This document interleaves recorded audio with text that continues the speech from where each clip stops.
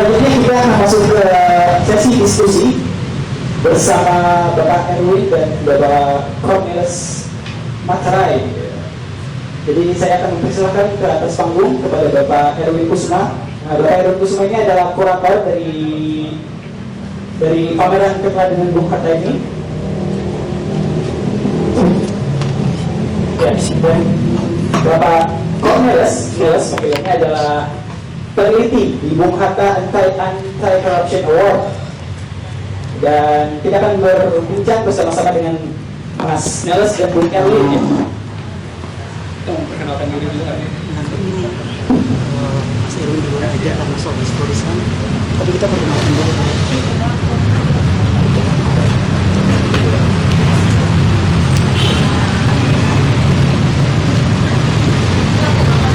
Oke, jadi untuk sesi diskusi ini kita akan kira-kira akan sekitar 20 menit untuk masing-masing pembicara, lalu kita akan kelamaan ya? 15 menit ya? Kayaknya bahannya kurang banyak ya? Bahannya banyak. Oke, jadi kita akan mulai dengan diskusi 15 menit masing-masing pembicara.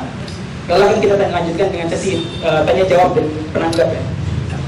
Kita mau mulai dari Mas Neles dulu ya, teman-teman. Kalau Mas Erwin soal historis kan. Ya, boleh. Silakan. Oke, Mas Erwin. Jadi kita akan bicara tentang berkaitan dengan tema ini nih, tema keteladanan Bung Hatta gitu. Diskusi kita jika Hatta melihat hari ini gitu. Kalau Mas Erwin melihat kondisi hari ini, kalau harus menjabarkan sebenarnya masalah hari ini itu apa sih gitu, terutama dan khususnya itu dari faktor kepemimpinan politik gitu. Sebagai orang yang seharusnya menjadi teladan itu kan kita kekurangan orang-orang yang bisa menjadi teladan gitu. Kalau menurut pandangan Mas Erwin gitu, itu masalahnya itu dari mana gitu? Yang nggak sweater. Ya oke. Bismillah, assalamualaikum warahmatullahi wabarakatuh. Selamat sore Bapak Ibu yang saya hormati, Ibu Mutia, Ibu Gemala, Ibu Halida, ada Pak Boy juga di sini, ada Pak Osdar, sejarawan kita, penulis. Saya menikmati tulisan-tulisan beliau. Ada teman saya Marbawi ya, dari Megawati Institute. Ya, ada Alfani dari Ansor. Ini banyak teman-teman, dan karena ini pameran temanya, orang taunya saya kuratornya, terus beberapa teman yang biasa mengikuti kuratorial saya pada datang. Terima kasih atas waktunya. Kalau untuk membicarakan Hatta tentu ada 3 putrinya di sini yang saya pikir narasi Hatta itu ada di beliau-beliau ini gitu. Jadi ketika saya mengkurasi pameran juga tidak berpretensi bahwa saya yang lebih tahu dari semuanya gitu. Tapi itu semata kesempatan yang diberikan oleh keluarga untuk kami mulai membuka khazanah kearsipan dari seorang proklamator kita, Muhammad Hatta, Bung Hatta, yang akhirnya satu persatu mulai kita buka gitu ya. Tema hari ini sebenarnya disetting untuk anak-anak muda ini, tapi saya terlalu tua untuk untuk bicara di sini gitu ya. Terus saya sebagai historian dibebankan untuk melihat bagaimana Hatta jika Hatta melihat kondisi Indonesia hari ini gitu. Saya ingin karena historian, saya ingin mengutip satu tulisan tahun 1982 kalau nggak salah. Jadi 2 tahun setelah Bung Hatta wafat, itu Prisma membuat satu edisi penulisan biografi tokoh. Nah, itu antara lain tentang Bung Hatta. Yang mendapat tugas untuk menulis tentang Bung Hatta itu Johnny Nelson. Nah, dia menulis kurang lebih begini. Bung Hatta sejak masih duduk di bangku kuliah dan hidup di alam penjajahan, pemuda belasan tahun Muhammad Hatta sudah membayangkan sistem pemerintahan paling tepat bila Indonesia merdeka. Belasan tahun.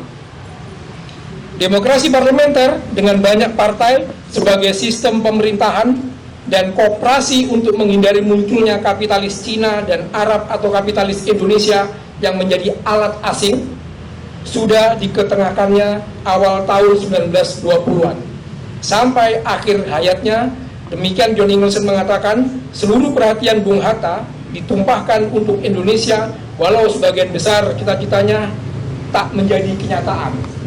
Jadi kalimat yang terakhir memang agak pahit gitu, tapi faktanya memang seperti itu. Karena sebagai historian, ketika saya membuka file-file Hatta gitu ya, pemikiran-pemikiran beliau, kemudian melihat hari ini bagaimana kualitas generasi kita, itu agak berat sekali. Dan saya pribadi berusaha untuk mencari cara bagaimana menyampaikan keteladanan Bung Hatta itu secara efektif kepada generasi muda. Pameran ini sebenarnya, bentuk-bentuk pameran ini upaya untuk menyampaikan itu. Jadi narasi dari Bung Hatta yang sangat serius, yang sangat berat sekali. John Ingelson mengatakan, pikiran-pikiran Bung Hatta kalau tidak bisa dikatakan melebihi Soekarno, paling nggak sejajar lah. Itu karena penghormatan untuk Soekarno saja. Tapi kalau Anda melihat 12.000 judul buku koleksi Bung Hatta di rumah di Ponegoro misalnya, kita melihat bahwa kok bisa itu ya, narasi 12.000 judul ada di kepala seseorang, kemudian bagaimana dia dengan aktif menuliskannya di periode ketika nggak hanya sedang menjabat, tapi justru mesinnya itu tambah cepat ketika beliau pensiun. Ketika dalam kondisi yang sangat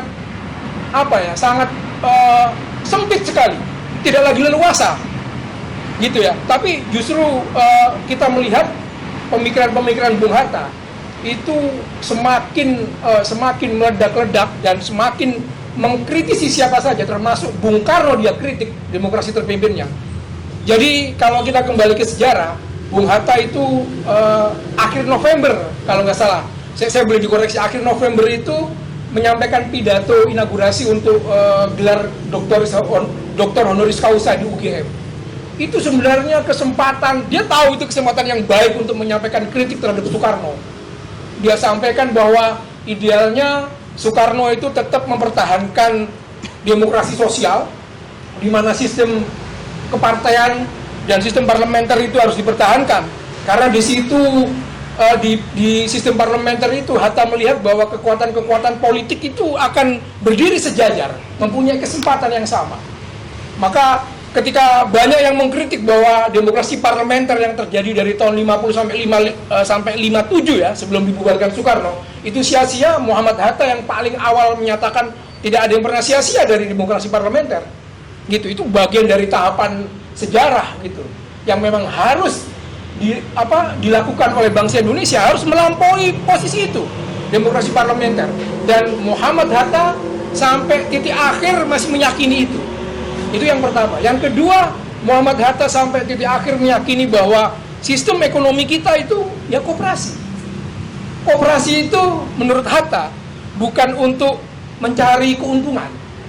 Nah, ini bedanya antara koperasi dengan kapitalisme menurut Hatta. Sistem koperasi itu tidak untuk mencari keuntungan, tapi untuk memenuhi hajat hidup siapa-siapa yang berada di dalam naungan koperasi itu. Ini yang harus kita lihat ini. Jadi Hatta masih merasa bahwa Indonesia, masyarakatnya, dari karakter sosial budayanya, koperasi adalah sistem perekonomian yang pas. Nah, ini PR kita, PR anak muda untuk bagaimana terus mengembangkan pemikiran Hatta tentang koperasi sehingga menjadi hal yang sangat praktis dan teknis sekali, gitu. Dan ada semacam kompromi dengan kondisi hari ini, karena tentunya kita nggak bisa anakronis menyamakan kondisi hari ini dengan kondisi yang dihadapi oleh Muhammad Hatta di tahun 1950-an, gitu. Jadi ketika kita menggunakan tema bagaimana Hatta memandang kondisi hari ini, tentu tidak bisa dengan mudah kita melakukan itu. Karena kalau kita melakukan itu, kita anakronis. Apa yang dilakukan oleh Muhammad Hatta di periode itu, situasi dan kondisinya sangat berbeda, gitu. Sekarang kita nggak bisa menyamakan antara satu periode, satu masa dengan masa yang lain. Tentu ada variabel-variabel yang lebih kompleks dalam setiap masa, gitu. Itu. Kemudian yang ketiga, Hatta meyakini bahwa sistem demokrasi terpimpin itu, ekonomi terpimpin yang disampaikan oleh Soekarno itu tidak terlalu mengena, sehingga pada tahun 1960 Hatta kemudian dalam suatu majalah menulis tentang demokrasi kita, dan sebelumnya ada buku tentang ekonomi terpimpin. Bayangkan, dia tidak dilibatkan di demokrasi terpimpin, tapi dengan sangat serius menulis ekonomi terpimpin, ya kan, sampai ada, nanti teman saya Marbawi bisa ikut omong tuh ekonomi terpimpin yang Hatta tulis isinya apa, gitu. Itu sangat detail sekali, tahapannya rigid sekali, tapi karena justru itu kemudian Hatta dilarang untuk berbicara. Jadi tahun 1960 itu mulai pemerintahan Soekarno tidak melarang secara langsung, tapi sudah mulai direm sebenarnya. Sudah mulai direm, sudah mulai forum-forum dikurangi, karena dianggap sudah mulai meresahkan pikiran-pikiran Muhammad Hatta. Hari ini mungkin terjadi seperti itu di banyak tokoh. Kita tidak banyak gampang melempar tema. Misalnya Haul Bung Hatta ini temanya sangat hebat sekali. Bu Halida punya tema beliau bahwa penekanannya adalah Bung Hatta itu wakil presiden, bukan sembarang wakil presiden. Dia bukan ban serep. Dan saya selalu mengatakan juga di Arsip Nasional, kalau Bung Hatta disejajarkan dengan wakil presiden yang lain, saya juga nggak mau. Saya bilang itu harus diubah itu katalognya itu. Jadi Wapres nomor 1 Muhammad Hatta itu bukan kayak Wapres yang lainnya. Wapres Muhammad Hatta itu satu proklamator, ya kan? Yang kedua dia berjuang dari mulai yang dikatakan John Ingleson tadi, dari muda itu konsepsi pemikiran tentang Indonesia dia sudah punya. Jadi ketika proklamasi Soekarno kira-kira tidak mengetahui detailnya seperti apa, Hatta sudah tahu detailnya. Hatta sudah mengerti bagaimana menyusun negara itu, dia udah tahu. Mungkin kalau kita temukan catatan Hatta waktu muda itu dia nyoret-nyoret itu ya, itu sangat berharga sekali. Tapi Hatta tahu persis itu. Contoh satu, syarat dari berdirinya negara Bapak Ibu, itu selain kita mempunyai pemerintahan, punya wilayah, Hatta sudah berpikir kita harus mempunyai mata uang. Ini belum terkuak. Jadi selain koperasi, pemikiran Hatta yang hebat lagi dan legasinya yang bisa dirasakan sampai hari ini, saya katakan bisa kita rasakan hari ini karena di dompet kita semua pasti ada itu legasinya Muhammad Hatta di situ. Uang rupiah pasti ada. Itu yang berpikir pertama kali adalah Muhammad Hatta. Saya tanya founding father yang mana, yang pendiri bangsa yang mana yang di awal proklamasi langsung memikirkan setematis itu. Negara harus punya 1, punya 2, punya 3, diwujudkan semua. Punya perumahan rakyat diwujudkan, punya PMI diwujudkan, semua.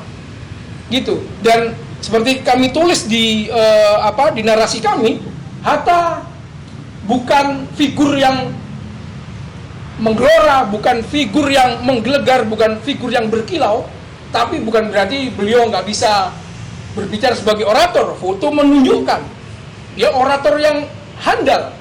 Sidang KNIP di Malang terhentak ketika buntu, begitu Hatta pidato, kamu milih mana? Milih Soekarno-Hatta atau milih yang lain? Semua langsung milih Soekarno-Hatta. Sehingga nggak ada lagi tuh kebuntuan di KNIP. Hanya pidato seorang Muhammad Hatta mampu melumerkan semua elemen yang waktu itu sudah sangat kompleks. Ada PKI, ada sosialis, ada Islam, ya kan? Islam menjadi bagi 3, ada NU, ada Masyumi, ada PSI. Semuanya tunduk dengan satu orang yang bernama Muhammad Hatta. Pidatonya nggak menggelegar di setiap 17 Agustus 1945. Mungkin beliau tahu itu saatnya menjadi ban serep, ya kan? Kalau Soekarno pingsan baru mungkin dia yang maju gitu kira-kira. Tapi selama pemerintahan yang berlangsung, dia bukan ban serep. Itu terbukti. Star Weekly tahun 49 sudah menyatakan orang kuat dari Jogja. Siapa? Muhammad Hatta. Kenapa dikatakan orang kuat dari Jogja?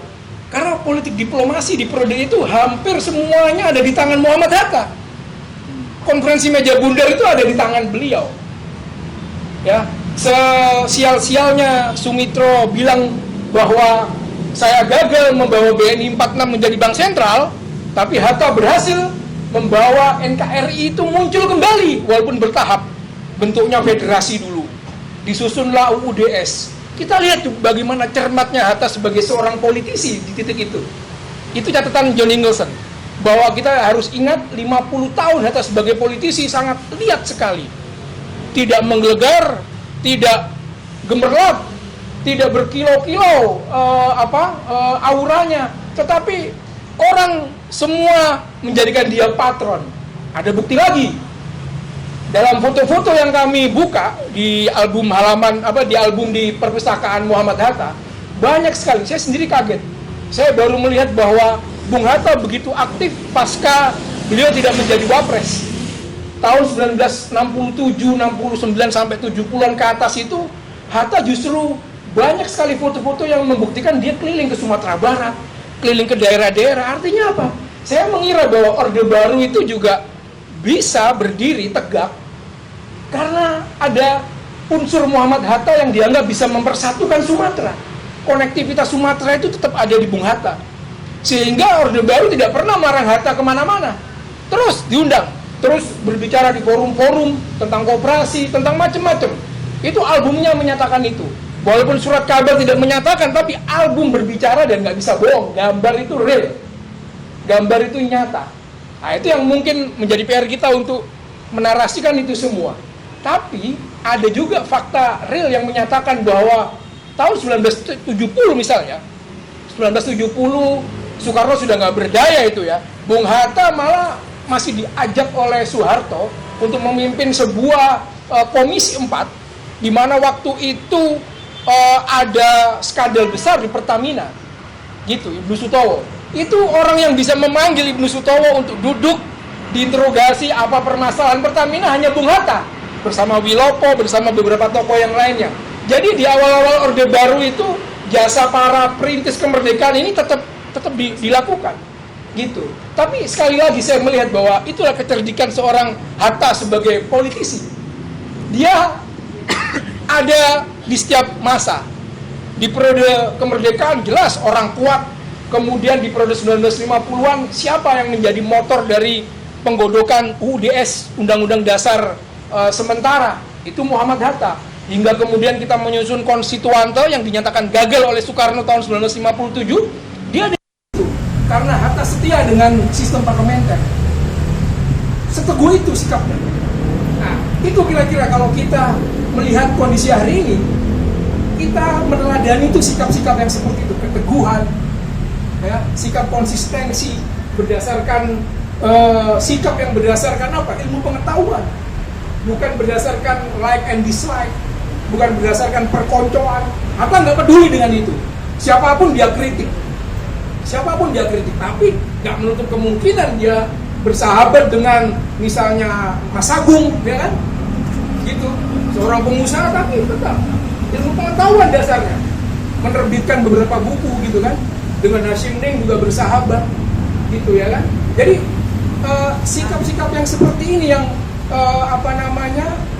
harus kita teladani hari ini, dan bagaimana caranya ini menyampaikan ke generasi muda supaya mau menjadi Muhammad Hatta baru gitu misalnya. Saya nggak tahu apakah yang menginspirasi anak-anak sekarang itu sekolahnya. Muhammad Hatta ini sekolahnya hebat sekali Bapak Ibu, ya kan? Orang belum belajar ekonomi, dia ini doktorandusnya ekonomi. Kalau kita baca koran di periode 1920-an, 1930-an, itu sudah biasa nama Muhammad Hatta menulis buku ekonomi dan mengajar kelas ekonomi.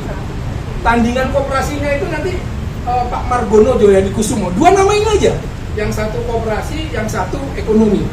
Sehingga menulis bank sentral yang pertama kali ya Muhammad Hatta. Bayangin umur 1920-an di periode, umur 20-an, 30-an di periode itu sudah sangat mastering ekonomi. Tapi dia tetap berkaryanya di Partai Nasional Indonesia, karakternya PNI, apa pendidikan, kader. Gitu. Ini sebenarnya pertanyaan ausok berikutnya. Bagaimana kita kemudian hari ini, ya kita harus menciptakan banyak kader anak muda, ya kan, yang mungkin tidak kita bentuk 100% seperti Muhammad Hatta, tapi paling tidak teladan-teladan di tiap periode ini kita sampaikan. Kita highlight periode-periode di mana ketegaran sikap, ketegasan sikap, kejujurannya itu akan ada periode-periode tertentu yang menunjukkan itu. 45 sampai 50 itu periode di mana Muhammad Hatta sebagai seorang negarawan organisatoris yang sangat kental sekali, dan juga seorang diplomat yang sangat hebat sekali. Itu 45 sampai 50. 1950 sampai 1956 taruhlah dia menjadi seorang pendamping presiden yang sangat patuh undang-undang. Dia tidak pernah bersuara lebih kencang dari Soekarno, tetapi ide-idenya, gagasan-gagasannya terus berkelindan sampai demokrasi parlementer itu bertahan 5 tahun atau 6 tahun. Sampai kemudian dia merasa bahwa idenya sudah nggak diterima. Beberapa hari setelah pidato honoris causa itu dia menyatakan mundur dari posisi wapres. Mundur Bapak Ibu. Nggak pernah dipecat ya. beda, dia mengundurkan diri karena sudah ngerasa tidak sejalan. Dia mengundurkan diri, kemudian Soekarno berusaha merayu. Tahun 58 itu dibikinlah musyawarah nasional pembangunan. Wah, itu Bung Hatta banget itu kata pembangunan. Supaya bisa mengajak Bung Hatta, itu bikin Munak itu tahun 58. Itu persis 58. Siapa arsiteknya? Insinyur Juanda. Nah, Insinyur Juanda ini penengah ini bukannya. Penengah antara Soekarno Hatta, dia nggak mau persatuan ini menjadi persatean gitu ya. Kalau satu kan satu, kalau satu kan sendiri-sendiri gitu ya. Dia nggak mau itu. Tapi mungkin sudah beda auranya. Hatta tetap konsisten dengan sikap-sikapnya, dengan pendapat-pendapatnya. Sementara Soekarno berkolaborasi udah mulai dengan dengan tentara, dengan Nasakomnya misalnya. Ya kan? Kita tahu persis Hatta anti komunis. Ya kan? Sehingga tahun 48 itu fitnah muncul ke Hatta bahwa dia yang memprovokasi komunis supaya berontak. Salah sama sekali. Belakangan tulisan Sumarsono, ya kan? Itu membuktikan itu. Belakangan sekali, dulu tuduhan PKI ke Hatta selalu begitu. Yang memprovokasi kami berontak itu yang Muhammad Hatta itu. Padahal tidak sama sekali. Tidak ada Hatta pernah memprovokasi. Adapun dia anti PKI jelas karena pengalaman dia di Eropa waktu masih muda itu melihat betapa komunisme itu mengerikan. Walaupun Hatta bukan orang yang buta lokalitas, dia nggak gebiah-gebiah kalau bahasa saya. Tidak lantas di Eropa bahaya, kemudian di Indonesia bahaya banget, enggak, dia tetap melihat juga keunikan dari komunis misalnya. Tapi secara politik, sah-sah saja sebagai politisi, dia selalu menghalangi ide-ide kembalinya kekuatan komunisme. Itu wajar, ya kan? Asal dilakukan dengan cara yang benar, yaitu parlementer tadi. Di parlementer Hatta nggak pernah menyatakan, ayo PKI nggak boleh ikut pemilu, nggak pernah. Sebenci-bencinya Hatta terhadap PKI dibolehkan. Nggak pernah Hatta nyuruh orang sebagai wapres dia bisa menggerakkan orang itu bubarin PKI, nggak pernah dia lakukan. Silakan ikut demokrasi diikutin, gitu kan? Itulah Hatta. Jadi kita hari ini melihat keteladanannya itu akan moncer ketika kita melihat sisi-sisi yang seperti ini, dan itu sungguh sangat enak disampaikan, sangat indah diucapkan, tapi susah untuk diikuti, gitu. Dalam hal agama misalnya, Delier Nur dalam biografi politik tentang Hatta itu menyampaikan satu cerita. Saya nggak tahu ini benar atau enggak, tapi ini Delier Nur, Profesor Dr. Delier Nur mengatakan tahun 1942 sampai 45 ketika Wahid Hasyim itu putra Hadrutusi Hasyim Asy'ari, bapaknya Gus Dur, presiden keempat, itu bertemu dengan Muhammad Hatta pertama kali. Muhammad Hatta waktu itu usianya 36, Wahid Hasyim ini sekitar 30 atau 31, lebih senior Bung Hatta. Begitu terpesonanya Wahid Hasyim dengan Bung Hatta, terpesona sekali, sehingga saya menghargai catatan Wahid Hasyim. Saya kebetulan ada, saya sampaikan itu waktu Bung Hatta pergi berhaji tahun 52. Wahid Hasyim sebagai Menteri Agama ikut memfasilitasi dalam tanda kutip mengajak orang-orang untuk memberi sambutan, menghantar gitu-gitu. Itu ada di catatan hariannya Wahid Hasyim. Karena saking hormatnya Wahid Hasyim kepada Bung Hatta. Tahun 42 tahun 45 itu karena terpesona dengan kesalehan seorang Bung Hatta. Kesalehan Bapak Ibu. Jadi jangan tanya kalau kesalehan, kemarin Bu Gemala cerita itu ke kita semua kan, bagaimana ayahnya sholat 5 waktu rajin, ya kan, nggak pernah nyuruh kanannya tapi nyontohin. Mungkin ke halayak juga begitu soal beragama dia memberi contoh yang langsung. Berhaji aja nggak mau dibiayai negara, berkelit, ngeles dia sampai pemerintah nyari-nyari, udahlah ini tugas negara ini, dia nggak mau. Itu suhu yang tingkat tinggi gitu ya. Wahid Hasyim melihat itu, sehingga menurut Delier Nur, ini sekali lagi menurut Delier Nur, saya nggak mau ini jadi kontroversi ya. Menurut Delier Nur, Wahid Hasyim itu menawarkan Bung Hatta untuk menjadi ketua NU waktu itu. Ditawarkan, Bung Hatta aja jadi ketua NU. Itu selama ini kan dikotominya ini sosialis, ini nggak terpikir seorang Hatta ditawarin oleh Wahid Hasyim untuk menjadi ketua NU, ketua Nahdlatul Ulama. Organisasi waktu itu kategorinya tradisional sekali pemikirannya. Tapi Wahid Hasyim kan terpesona karena kesalehannya, intelektualitasnya, hingga terus ngikutin terus. Dan mungkin karena itu juga Bung Hatta ngajak Wahid Hasyim terus untuk tim 9, dari mulai BPKI itu Wahid Hasyim selalu ikut terus, padahal masih muda. Sayang mati muda juga Wahid Hasyim itu.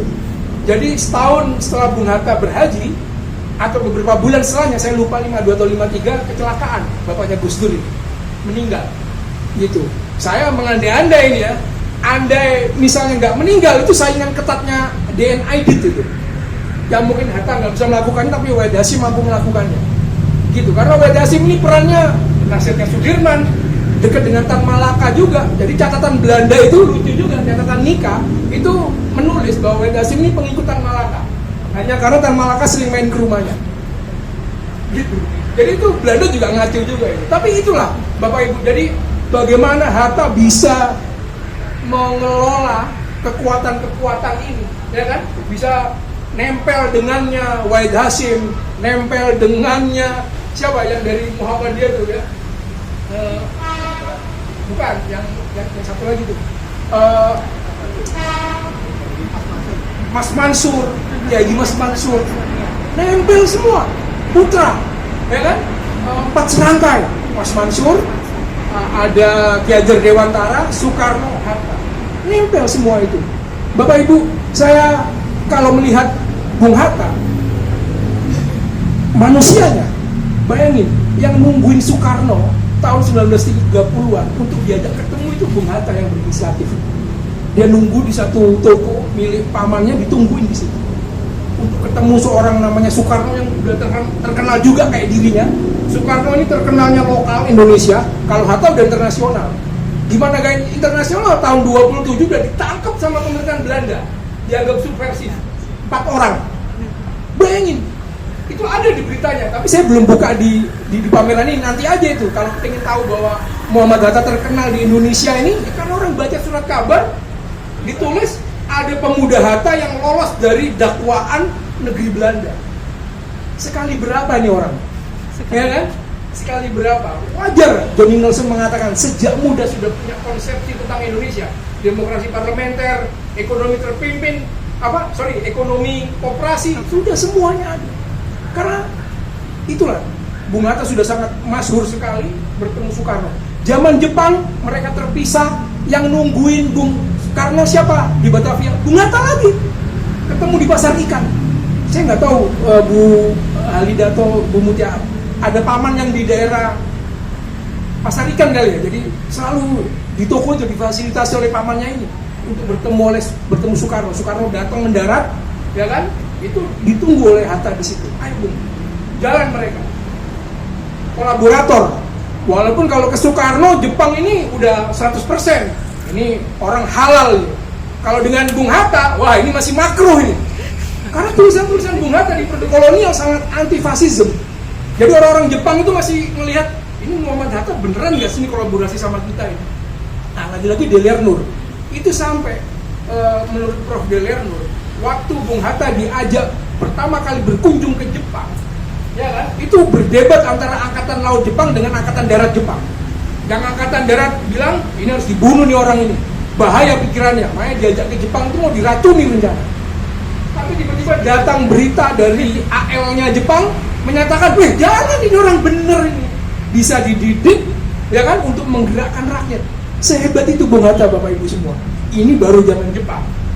Gitu. Saya tahu karena saya menulis buku Jawa Hakukia itu, di periode itu saya baca Asia Raya waktu pandemi, itu berita-berita itu muncul dan kemudian ditambahin oleh informasi dari Prof. Deler Nur yang menurut saya mungkin wawancara kali ya dengan Bung Hatta langsung. Gitu. Jadi itu dalam sumber akademis kita bisa katakan sumber primer karena langsung berbicara dengan narasumbernya. Jadi kembali ke bagaimana Hatta melihat hari ini, bisa kita lihat sendiri kualitas kepemimpinan kita, ya kan?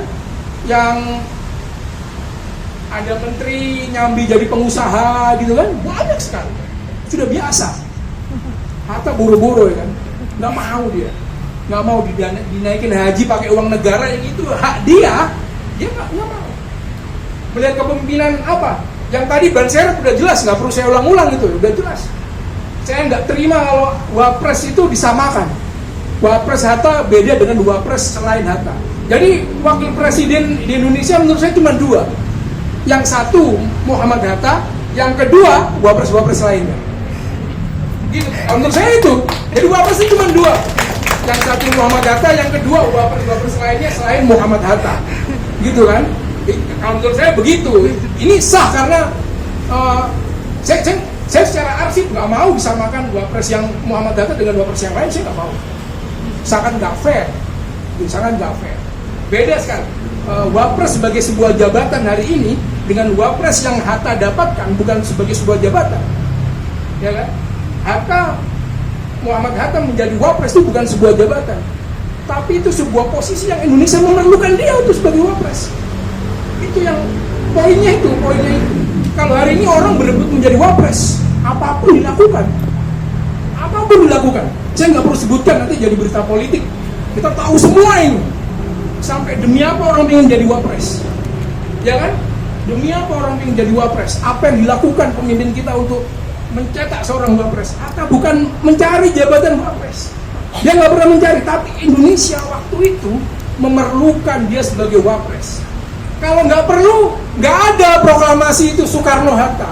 Bisa saja cukup atas nama bangsa Indonesia Soekarno. Soekarno nggak berani, Bapak Ibu. Soekarno nggak berani, teman-teman. Harus tetap dengan Bung Soekarno atas nama bangsa Indonesia Soekarno-Hatta. Jadi itu kalau kita melihat hari ini dengan kualitas keteladanan Hatta, PR kita adalah begitu.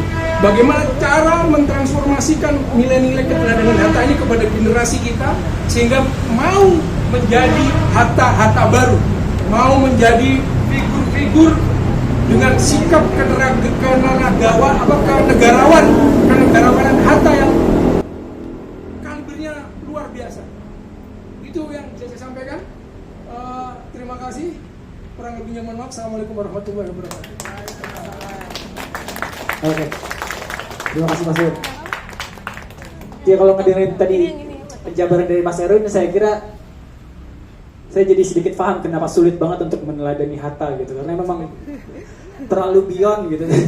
Untuk bisa mencapai titik kepemimpinan Hatta itu memang pengorbanannya, proses belajarnya seumur hidup gitu. Kalau dia konsistensi, integritasnya, itu kualitas yang memang dari mudanya memang udah bangun gitu. Dan itu dia mau dia jadi pejabat, jadi Wapres, mau jadi Menteri Pertahanan juga sempat begitu kan, di Menteri Luar Negeri itu kualitas itu tuh nggak berubah gitu ya. Apapun masalahnya, integritas, konsistensi dan rasionalitas itu yang nggak berubah. Nah, Mas Nilas gitu, kalau kita berkaca gitu, atau kalau melihat situasi hari ini, kan Mas Nilas sebagai peneliti di Bung Hatta Anti-Corruption Awards ya. Nah, kalau melihat, dan itu masalah terakhir itu tahun 2017 ya, dan setelah itu belum ada penghargaan lagi, mungkin karena susah kalau nyerah berintegritas sekarang gitu. Tapi kalau Mas Nilas harus melihat situasi hari ini, gimana situasi integritas penyelenggara negara hari ini gitu, kalau dari, dan kira-kira kalau harus menghubungkannya ke Hatta gitu, apakah ini masalah keteladanan yang tidak menurut kita dari apa bisa dari pemimpin hari ini itu yang tidak bercermin ke pemimpin pada era pergerakan dulu atau era kemerdekaan dulu. Terima kasih Mas. Terima kasih Mas. Yang terhormat Bu Mutia, Bu Halida, Bu Gemala, Bapak-bapak, saya beberapa lihat di TV, Pak Boy, Bu Musdam, ya, Pak Os, dan Bu Yesi, dan teman-teman muda sekalian. Mas Erwin tadi daging semua, kata anak sekarang, daging semua. Jadi saya bahkan tidak bisa mengimbangi karena tidak punya cukup materi yang sama dengan Mas Erwin. Tapi sebagai anak muda, saya relate nih sama Ausuf ketika, atau gini deh, teman-teman muda yang ada di sini, kapan teman-teman mengenal Bung Hatta? Ada yang mau mengenal tuh seperti deskripsi secara singkat bahwa Muhammad Hatta adalah proklamator, adalah seorang wakil presiden misalnya. Kapan? Karena boleh kita mau dengarkan. Kapan dan seperti apa pengalamannya?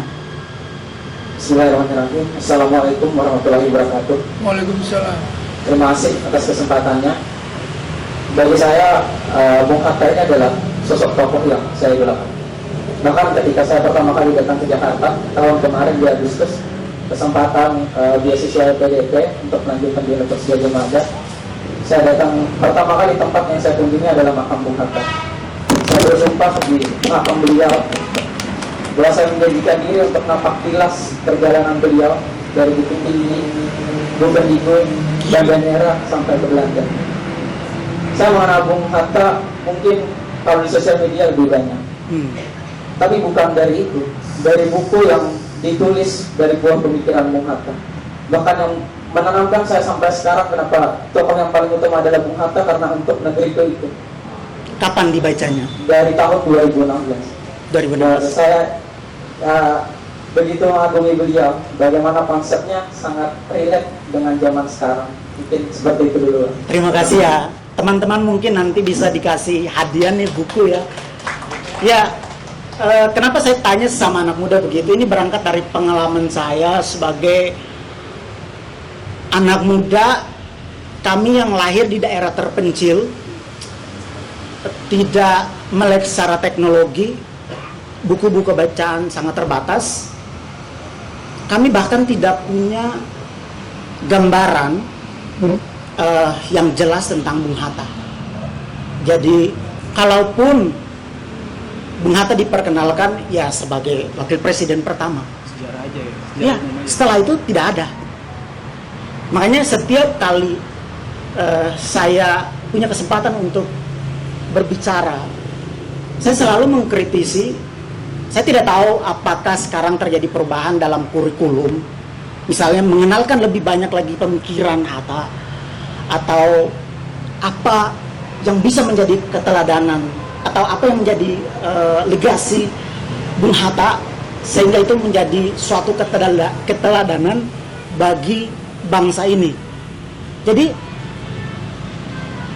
saya punya kesempatan karena berada di lembaga ini lalu banyak kemudian terlibat dalam membaca dan menyebarluaskan pemikiran-pemikiran tentang Bung Hatta.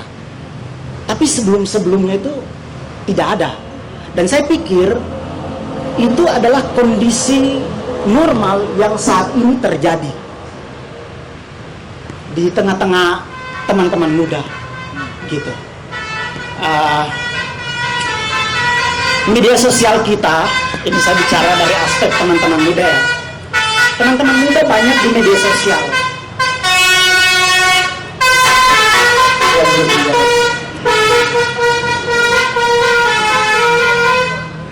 Ya, teman-teman muda memang banyak di media sosial. Ya, kita gantian lah ya. Demokrasi. Tapi media sosial menyedot semua energi mencari hal yang membuat kita lebih senang aja, kita lebih rileks. Jadi kalau saya sekarang misalnya mencari katakanlah quotes atau mencari informasi tentang Bung Hatta, mengetik dengan kata kunci Bung Hatta di TikTok, yang muncul sangat sedikit. Kalau tidak diposting oleh akun media, beberapa orang yang memang history entusias, gitu, ya kan? Teman-teman sejarah. Jadi sangat sedikit sekali teman-teman muda yang mengetahui Bung Hatta. Itu fakta. Nah, padahal seperti tadi Mas Erwin katakan dan Bu Mutia katakan bahwa Bung Hatta sejak muda punya pemikiran yang sangat brilian, yang sangat luar biasa untuk negeri ini. Dan kebebasan kita hari ini adalah kontribusi besarnya Bung Hatta, bukan? Bung Hatta tahun 1920-an atau 30-an, kalau kata sejarawan Anar Gonggong, Sartono, itu kan Bung Hatta adalah tokoh paling utama yang mempelopori Hindia Belanda menjadi Indonesia. Jadi sejak saat itu Bung Hatta sudah memikirkan tentang nama dari sebuah negara yang kalau kita bayangkan belum tentu loh terbentuk bangsa dan negara atau masyarakat itu. Tapi Bung Hatta sudah menyatakan bahwa negara merdeka kelak adalah bernama Indonesia. Bayangkan itu. Kalau kita membaca beberapa tulisan pentingnya, Bung Hatta disebut sebagai tokoh yang punya kontribusi penting terhadap masuknya ketentuan hak asasi manusia. Jadi Bung Hatta menolak pemikiran Supomo dan Soekarno supaya hak asasi manusia itu tidak perlu masuk ke dalam Undang-Undang Dasar. Nah, bagi Bung Hatta, hak asasi manusia itu justru sangat penting karena itu menjadi penyeimbang antara negara dan juga rakyat. Kata Bung Hatta, negara jangan sampai dikasih seluruhnya kekuasaan, karena bahkan konstitusi pun itu bisa dipreteli. Bahasa persisnya tidak seperti ini, tapi dipreteli adalah kata yang sangat relevan untuk hari ini. Jadi, nah, konteksnya dengan teman-teman muda tadi, bahwa teman-teman bisa berbicara banyak, bisa berekspresi dan seterusnya, itu justru banyak kontribusi pentingnya dari Bung Hatta. Pasal 28, Bung Hatta juga punya kontribusi dalam hal kebebasan beragama, pasal 29. Bung Hatta berkontribusi penting ya dalam soal hak penguasaan negara, pasal 33 tadi Mas sudah sebutkan. Yang paling penting bagi sobat miskin seperti kami ini, sebetulnya pasal 34 negara memelihara fakir miskin dan anak-anak terlantar, itu satu pasal yang sangat dipikirkan oleh Bung Hatta, dan itu kontribusinya Bung Hatta, tapi realisasinya tidak ada. Jadi kalau teman-teman di Jogja ada yang bikin kaos, fakir miskin dan anak-anak terlantar dipelihara oleh teman-temannya gitu. Jadi Dia dipelihara sih benar sebenarnya, ya, cuma dipelihara oleh teman-temannya. Jadi kehadiran negara itu adanya di mana? Jadi sebetulnya kontribusi Bung Hatta ini banyak sekali dalam konstitusi. Nah, teman-teman muda tidak menyadari itu, ya karena kultur pendidikan kita, sosialisasi tentang Bung Hatta juga sangat kurang. Bahkan mungkin dalam aspek lain kita bisa bilang bahwa minat untuk mencari tahu, minat untuk membaca, ya kan data udah membuktikannya bahwa minat membaca kita sangat rendah. Hal itu juga menyebabkan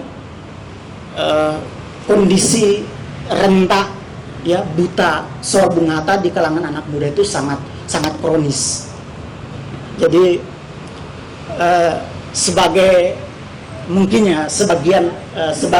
bagian dari anak muda, saya merasakan betul kekeringan akan keteladanan Bung Hatta.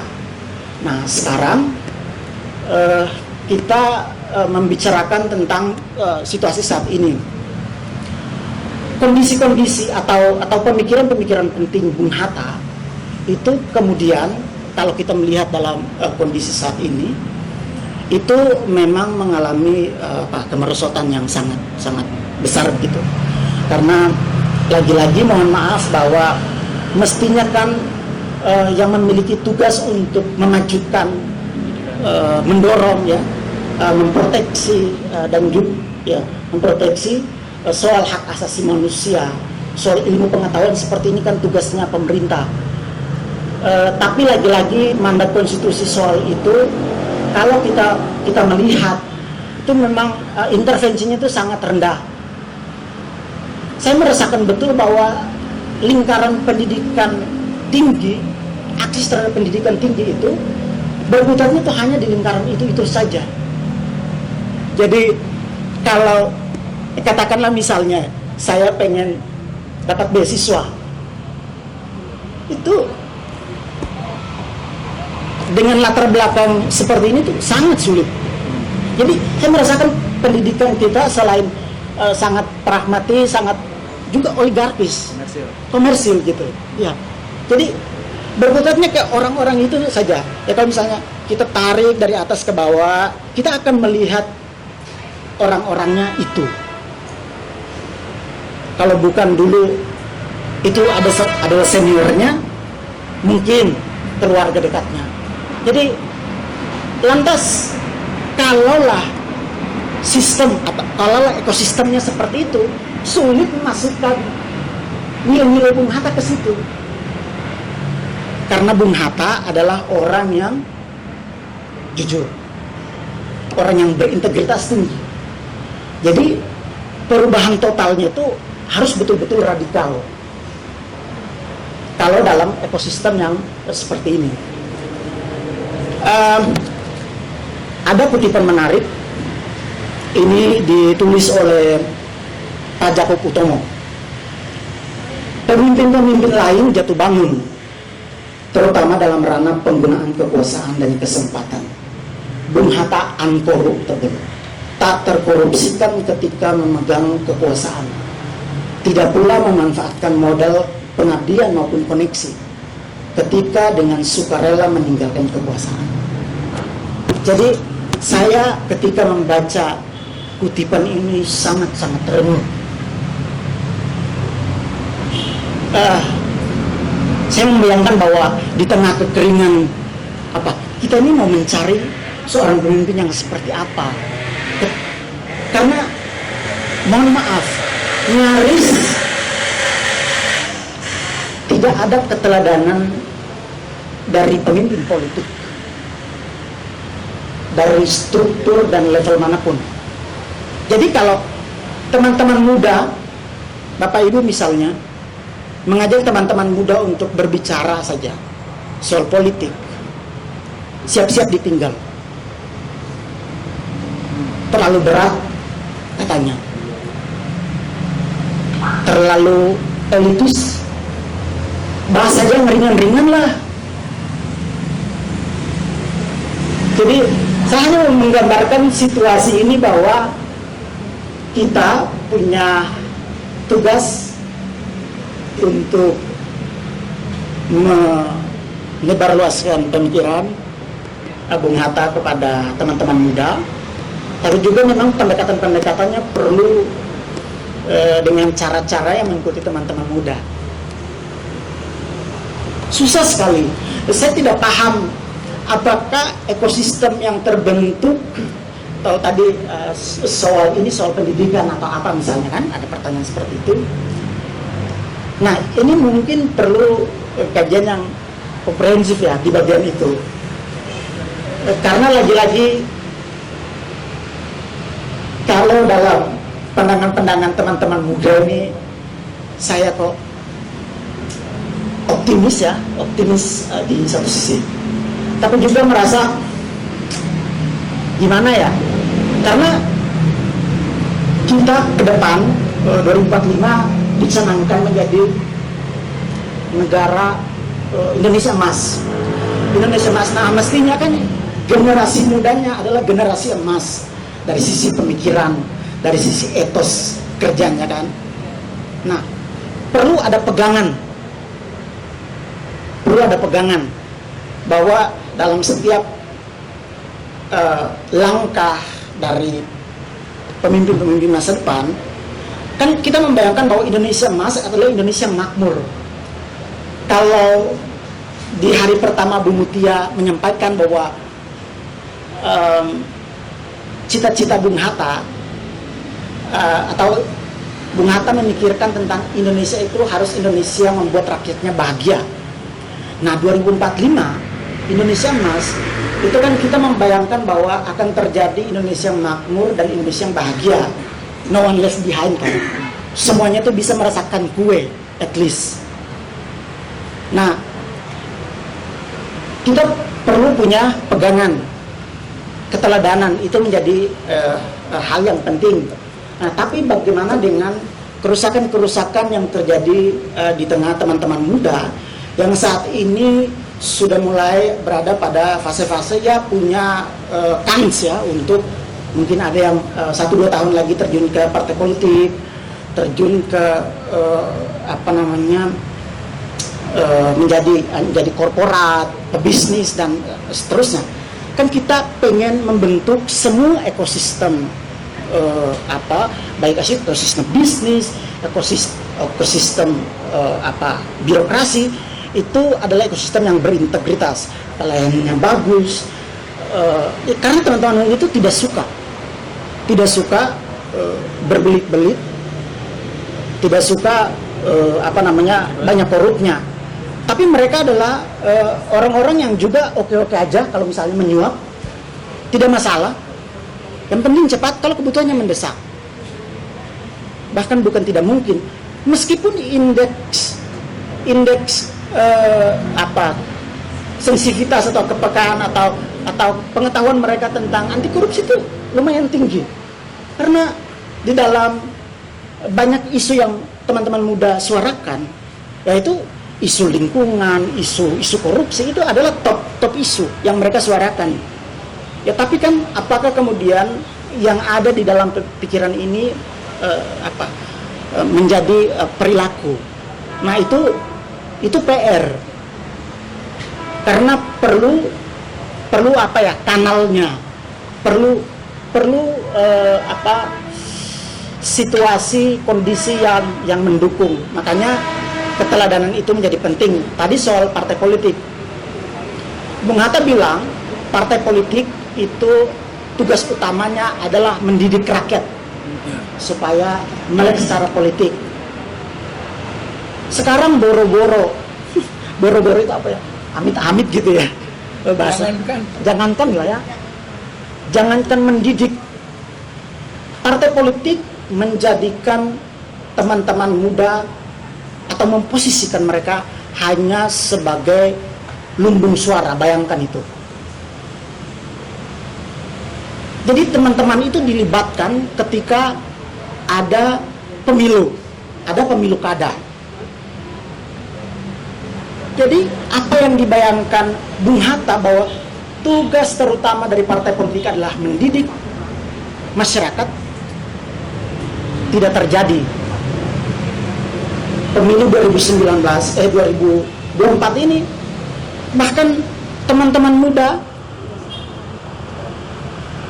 dibeli integritasnya untuk menjadi operator, untuk menjadi semacam pemimpin-pemimpin di kelompoknya. Dia yang mencari suara, dia menarik teman-temannya yang lain. Bayangkan itu, rusak betul. Bikin komunitas muda ini untuk mendukung calon tertentu, Anda dapat 300.000 misalnya. 2024 itu terjadi. Jadi sebagai ya puji Tuhan, alhamdulillah 2024 ini kita juga bisa menjaga integritas, tidak mau terlibat ya dalam praktik-praktik kotor. 300.000 mungkin uang makan seminggu buat anak kos seperti saya, tapi tidak mau juga lah menjual harga diri untuk hanya mendapatkan 300.000 mendukung calon-calon bermasalah atau mereka yang ini memang tidak layak. Ya tapi itu terjadi di Jakarta bahkan. Jadi ya apalagi mungkin saya yang di daerah ya itu bisa lebih hancur lagi. Gitu. Apalagi mungkin Bu Halida, Bu Gemala, Bu Mutia tidak sering berkunjung ke Banda Neira atau ke Kei misalnya, mungkin teman-teman muda di sana juga tidak merasa termotivasi untuk teguh atau menjadikan Bung Hatta sebagai tokoh idola, mungkin. Jadi ya problemnya cukup banyak ya. Kalau bicara dari anak muda, ya saya bicara seperti ini aja, lepas-lepas, karena resah juga kami teman-teman muda ini. Kondisinya seperti itu.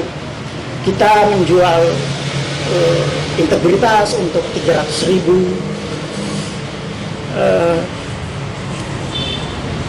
seperti itu. Jadi mungkin menyudahi pembicaraan saya yang sangat singkat, tidak seperti Mas Erwin tadi yang orasi ya. Saya ingin membacakan satu tulisan lagi.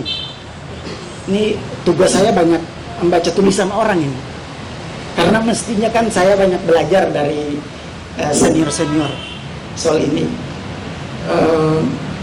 soal keteladanan. Ini tulisan dari Buya Syafi'i Ma'arif.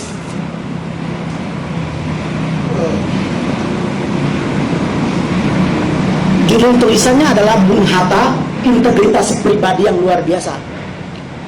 Buya bilang seperti ini: di antara sekian banyak tokoh bangsa yang saya hormati dan kagumi, Bung Hatta adalah puncaknya. Bung Hatta adalah Hatta sebagai negarawan, pemikir,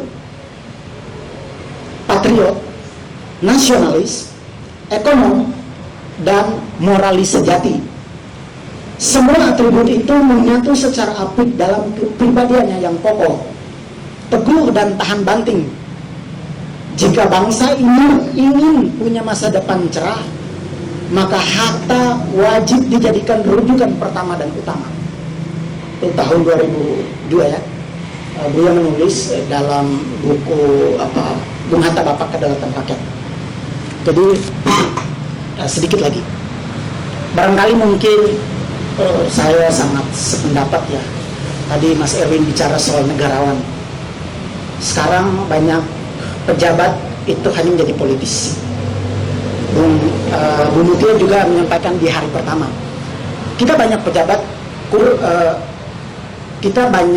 pejabat yang politisi, tapi tidak banyak pejabat yang pemimpin, gitu kira-kira. Jadi saya juga mau bilang bahwa nyaris hari ini kalau ditanya teman-teman muda gimana melihatnya, saya secara pribadi kok tidak melihat ada sosok yang qualified sebagai negarawan gitu. Kan banyak nih pendukung-pendukung, wah si ini adalah negarawan, dia kalau selesai adalah negarawan. Negarawan itu punya syarat-syarat yang sangat ketat. Negarawan itu adalah orang yang teruji secara waktu, ada teruji samanya, tidak cacat. Lah ini berapa tahun kemudian udah cacat ya, udah memperteri konstitusi, itu bukan negarawan lagi tuh. Jadi harus orang yang teruji zaman. Dan negarawan itu adalah orang yang betul-betul memang memikirkan tentang masa depan bangsa, bahwa kami yang muda-muda ini akan menikmati negara dan segala sumber daya yang ada di masa yang akan datang itu, ya situasinya masih baik gitu. Kalau teman-teman Bapak Ibu ke timur misalnya, kami kan tidak perlu banyak gitu ya reseh kalau mau soal pangan kan, karena alam menyediakan bagi kami banyak. Jadi tidak perlu juga ke pasar untuk membeli macam-macam ya, karena kami bisa makan sayur kan, karena kami tanam sendiri dan seterusnya. Tapi Anda bayangkan di Papua sepanjang 2023 krisis pangan terjadi 3 kali, krisis pangan, dan itu mengakibatkan kematian. Bayangkan itu. Ya menjadi pertanyaan toh. Ini apa yang akan kami nikmati kelak? Kalimantan sekarang udah hancur-hancuran. ya kali masa Bapak Ibu yang mungkin punya otoritas saat ini enak banget nih untuk menikmati udara yang ada saat ini. Kami 5-10 tahun ke depan ngirupnya uranium atau zat berbahaya, kan tidak fair, tidak adil. Nah, bahkan kita melihat dari sisi itu untuk melihat seorang negarawan atau tidak, bahwa kebijakannya itu koruptif atau tidak, destruktif atau tidak. Nah, teman-teman muda banyak menyuarakan keresahannya terhadap isu-isu lingkungan saat ini. Jadi ya, kita berharap bahwa kita saling memahamilah antara senior dan junior, bahwa kami juga punya hak untuk masa depan yang sehat, dan kami juga ingin menuntut ada keteladanan yang ditinggalkan. Makanya kalau belum bisa untuk menciptakan keteladanan itu, paling tidak keteladanan Bung Hatta lebih banyak disebarluaskan, ruang-ruang pertemuan untuk mendiskusikan soal Bung Hatta diperbanyak, pemikiran-pemikiran Bung Hatta soal ekonomi koperasi itu bisa kemudian diimplementasikan, soal hak asasi manusia yang diperjuangkan oleh Bung Hatta itu juga ada. Tahun 1930-an Bung Hatta berbicara soal kedaulatan rakyat. Ayolah, sekarang harus ada kedaulatan rakyat dong, bahwa kami punya. Langsung aja. Kebetulan hadir di kita ini Bu Halida, Bu Mutia, Pak Hari, Bu Gemala dari Museum Bank Indonesia. Jadi yang ingin saya sampaikan adalah kami, Bu, kerjasama dengan Museum BI ini persis yang Ibu sampaikan tadi. Jadi membuat konten-konten tentang Bung Hatta, fragmen-fragmen cerita beliau. Teman-teman Museum BI ini alhamdulillah punya kepedulian, kemudian membuat konten. Tadinya tidak kerjasama dengan kita, membuat sendiri gitu. Saya kaget juga waktu kemarin hari pahlawan itu 10 November itu beberapa museum di medsos itu temanya tentang Bung Hatta. Itu kita nggak setting, Yayasan Hatta nggak setting kan. Tapi kita melihat bahwa ada semacam publik mulai haus dengan figur yang lain yang terlalu dominan, itu sudah sangat membosankan. Kemudian muncul ide-ide, kenapa nggak tokoh yang lain kan? Alhamdulillah Bung Hatta terpilih itu oleh publik untuk difragmenkan dalam medsos, TikTok. Nah ini Pak Hari ini timnya Museum BI luar biasa. Saya bisa minta tepuk tangan buat Museum Bank Indonesia gitu. Supaya nanti paling enggak Yayasan Hatta bisa kerjasama lanjut dengan Museum BI, keliling kemana-mana. Ibu Nila kemarin alhamdulillah untuk pertama kali dengan Museum BI di Padang, kami pameran di lapangan stadion terbuka, itu membawa, jadi dengan tema ekonomi moneter yang sangat berat sekali. Alhamdulillah lewat sepatu belinya Bung Hatta, lewat tongkat, Pak Heri ketawa karena dia susah bawanya waktu itu, ya kan, benda pusaka ya, tongkat Bung Hatta, kemudian peci, yang dicari itu kacamata. Pak Heri alhamdulillah udah ketemu, kemarin belum ketemu kacamata. Ternyata anak muda itu masuknya emang dari situ. Di Twitter itu yang terkenal kucing Bung Hatta gitu Ibu. Jadi memang ya, terima kasih masukannya Ibu. Memang kita tidak perlu membentuk pesimisme dalam forum ini gitu ya, dan Bung Hatta pun nggak pernah pesimis dalam hidupnya gitu kan. Tapi itulah keteladanan itu yang tadi saya sampaikan. Itu PR kita, Yayasan Hatta itu pengen membledging ini, narasi yang hebat ini, narasi yang berat ini, hingga sampai ke generasi muda itu seperti apa. Alhamdulillah sudah dilakukan pameran ini, kemudian dengan Museum BI bisa dicek Instagramnya Museum BI dan TikToknya, itu konten tentang Bung Hatta pacaran dengan Bu Rahmi ada, konten tentang kucing ada, ya kan, macam-macam sekali. Jadi mulai dari sana, dan alhamdulillah kok yang tertarik itu sekali bermuseum Bank Indonesia. Jadi audiensnya banyak. Nah, mudah-mudahan nanti akan menarik lembaga yang lainnya untuk bekerjasama dengan kita menyampaikan ini semua. Terima kasih, itu tanggapan saya. Terima kasih.